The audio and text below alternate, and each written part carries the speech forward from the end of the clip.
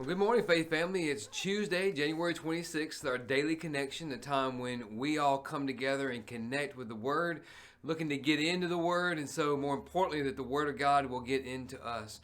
Our topic this week is spiritual disciplines, and we launched into that on Sunday with 1 Timothy chapter 4, verses 1 through 10.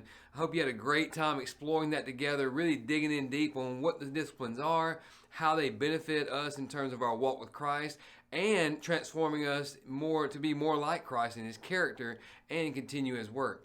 So Brother Aaron launched us yesterday in our weekly devotionals, our daily devotionals, starting coming out of 1 Corinthians chapter 9 with verse 24. So I want to follow up now with verse 25, which says, "Now everyone who competes exercises self-control in everything. They do it to receive a perishable crown, but we an imperishable crown." So a few things here. First of all, Paul using very familiar imagery, taking the image of the games. In the case of the Corinthians, it would have been the Isthmian Games. Was kind of a counterpart to the Olympic Games. They were similar, but obviously the Olympic Games wound up being the more popular enduring one. But they knew that the athletes that were involved in that were top-tier athletes. They were high-end athletes. They were performing at very peak levels. And Paul used the word compete here, which is the word agonizomai, and that comes to us, transliterates actually into our English to mean agony, strain. There is an intensity there.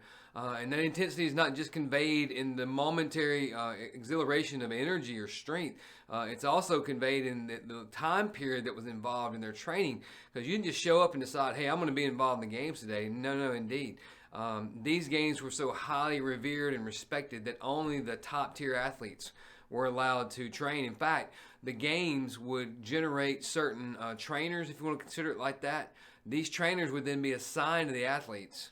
And the trainer would then be responsible for determining their daily regimen, what exercise they would do, how they would prepare leading up to the games. Secondly, they would also dictate their diet, what they could eat, what they couldn't eat, drink. All those things would be under the strict oversight of a trainer. And if it came time to the games and that trainer did not judge them worthy of the games, then they couldn't compete. So that's the level of intensity that Paul is trying to capture when he says, hey, consider this. These athletes, they train, they exhibit tremendous self-control, all for the purpose, he says, of receiving a perishable crown.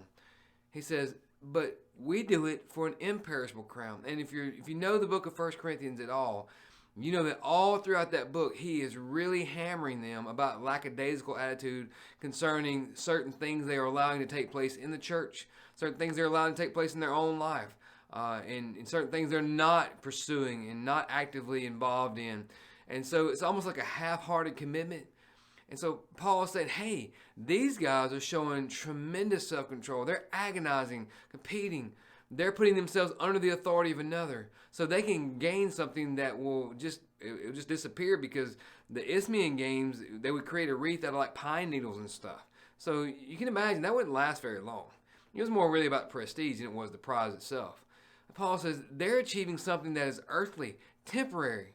You, on the other hand, you are pursuing the prize of the upward call in Christ. You are pursuing the eternal, not in salvation, but in sanctification, in being transformed into the image of Christ. He says, shouldn't we, basically he's implying, shouldn't we be much more passionate in pursuing the goal of Christ likeness?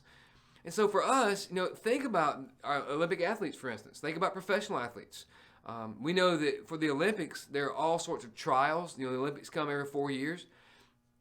There are all sorts of trials that have to be passed. Like athletes have to go through various levels before they can get to that high-end level of the Olympics, and only the best get there. And so they obviously have to train strictly. They have to eat strictly. Everything has to be really restricted, a lot of self-control, and they're doing it for temporary. We should be much more passionate about pursuing Christ's likeness.